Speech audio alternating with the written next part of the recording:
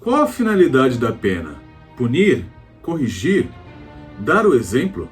Oprimir? Fica aqui comigo que nós vamos discutir tudo isso e os diversos pensamentos que cercam esse tema. Então já deixa aquela curtida sensacional, encaminha para os seus amiguinhos, deixa a sua opinião no final do vídeo e caso goste do conteúdo, se inscreva no canal. Beleza?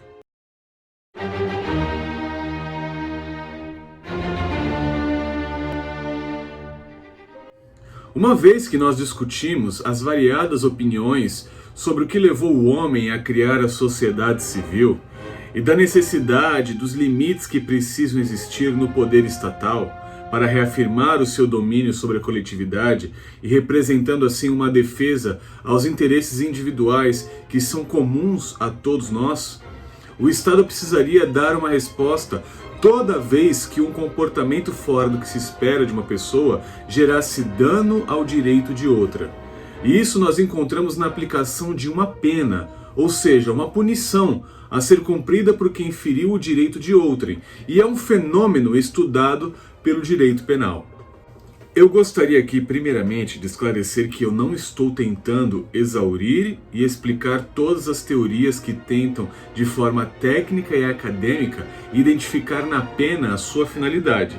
Mas o meu objetivo aqui é apenas tentar, de uma maneira superficial e a grosso modo, fazer você entender um pouco mais desses conceitos utilizando o pensamento de importantes mentes que refletiram sobre esse assunto.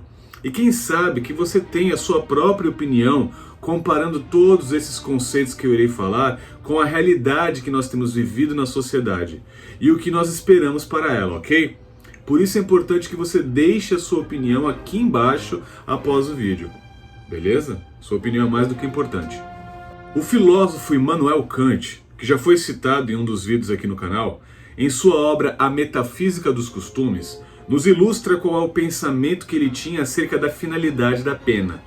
Para Kant, a pena estaria justificada no simples fato de um indivíduo ter praticado um crime. Ou seja, a dignidade da pena estaria no fato do infrator ser responsabilizado e sofrer um castigo pelo ato criminoso que ele cometeu.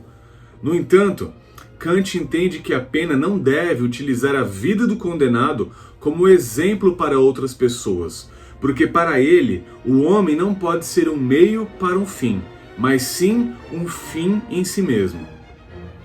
Hegel também é adepto da concepção da pena com um caráter retributivo. Para Hegel, a imposição da pena restabeleceria o direito.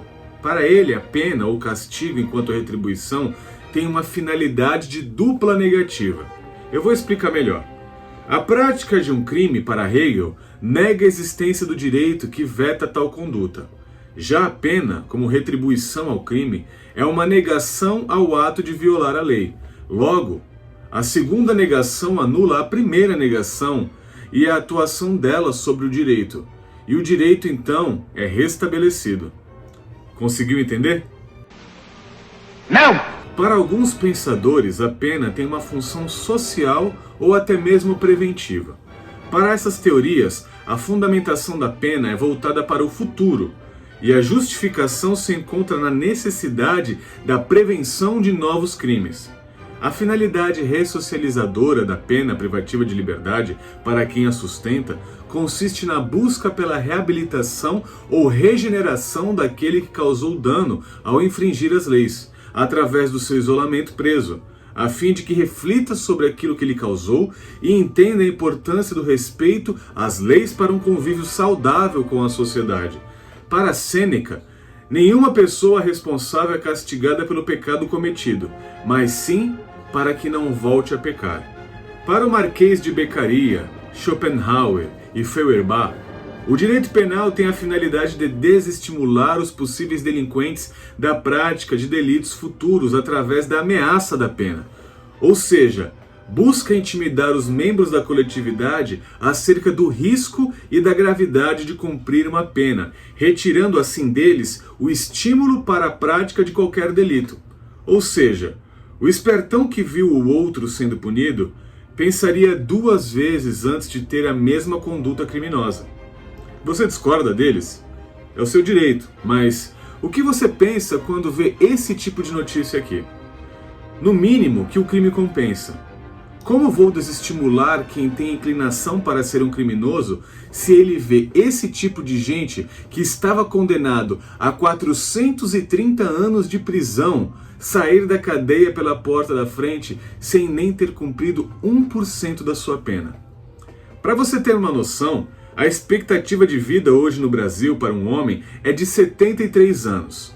O sujeito que foi solto, esse da notícia, teria que viver 5,8 vidas completas na cadeia só para cumprir e pagar pelo que ele fez nessa vida aqui. Que coisa, não? E aí nós chegamos onde eu gostaria de chegar nesse vídeo, na parte de analisar dados. O conceito que deu origem ao modelo de segurança pública, intitulado de tolerância zero, foi a teoria das janelas quebradas, publicada em 1982 por James Wilson e o psicólogo criminalista George Kelly, na revista Atlantic Monthly. Os autores dessa teoria utilizaram uma ilustração figurativa para explicar que a criminalidade pode, aos poucos, se infiltrar em uma comunidade, provocando assim a sua decadência e a sua total destruição. O argumento deles ilustra um prédio com algumas janelas quebradas. Eles defendem que se elas não forem reparadas, a tendência é que os vândalos quebrem mais algumas janelas. Eventualmente, o prédio pode até mesmo ser invadido se estiver desocupado, como efeito do aspecto de depredação. Se uma janela quebrada não for consertada, segundo eles, as pessoas que passam pela rua podem pensar que ninguém se importa com o local, e assim, portanto, que não há nenhum responsável ou autoridade para manter a ordem naquele local. Isso lembra um pouco o conceito de Hobbes, lembra? O vídeo está aqui em cima. Que onde não é exercida a autoridade, o homem é predador do próprio homem. Lembraram agora? A premissa das janelas quebradas é: pequenas desordens levam a grandes desordens e, mais tarde, ao crime. Essa teoria sustentou políticas de segurança pública em diversas cidades americanas. Em Nova York, por exemplo, os assassinatos diminuíram 61% e a prática de crimes em geral caiu 44% depois da aplicação da política iniciada em 1994 durante o mandato do então prefeito Rudolph Giuliani. Há muitas críticas e muitos defensores dessa política. Alguns falam que a população carcerária nos Estados Unidos, em decorrência dessa política, cresceu a níveis preocupantes, quase 500% em 40 anos.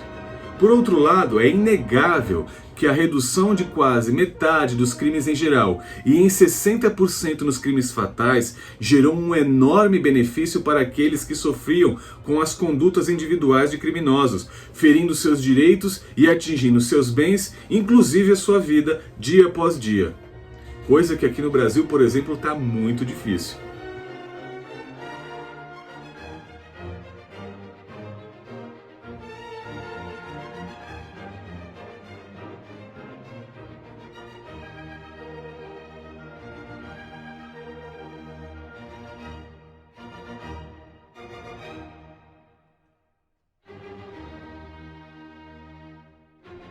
Na contramão de tudo isso, há aqueles que defendem a teoria do direito penal mínimo, que visa a descriminalização de várias condutas, reduzindo a utilização das penas por parte do Estado e oferecendo uma política de desencarceramento.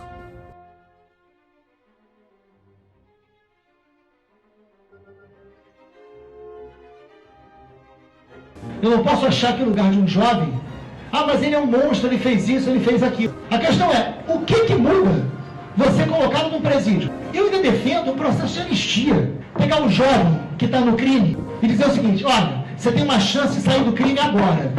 Larga o crime, que você entra num projeto social bancado pelo governo. Existe até mesmo os teóricos que defendem a total abolição do direito penal, como por exemplo Luke Hussmann, que defende a abolição completa do direito penal. Ele sustenta que o direito penal é um problema em si mesmo, incapaz de resolver os problemas que pretende solucionar, tratando-se de um sistema que causa mais sofrimento do que solução, que causa, segundo ele, sofrimento desnecessário. O abolicionismo de Thomas Madison prega a abolição do direito penal e também de toda e qualquer estrutura repressiva da sociedade. É contra, principalmente, a pena de prisão e o sistema penitenciário, partindo de um raciocínio que vincula o sistema penal à estrutura capitalista, de modo que tal sistema seria responsável por controlar e oprimir as classes sociais desfavorecidas. E para você, qual desses pensamentos chega mais perto da sua visão da finalidade de punir? Qual dessas teorias chega mais perto daquilo que você espera que aconteça no Brasil para a solução dos nossos problemas da violência? Deixe aqui nos comentários a sua opinião, porque no próximo vídeo eu falarei a minha. E também discorrerei sobre se eu sou ou não a favor da política armamentista. Beleza? Então, até a próxima.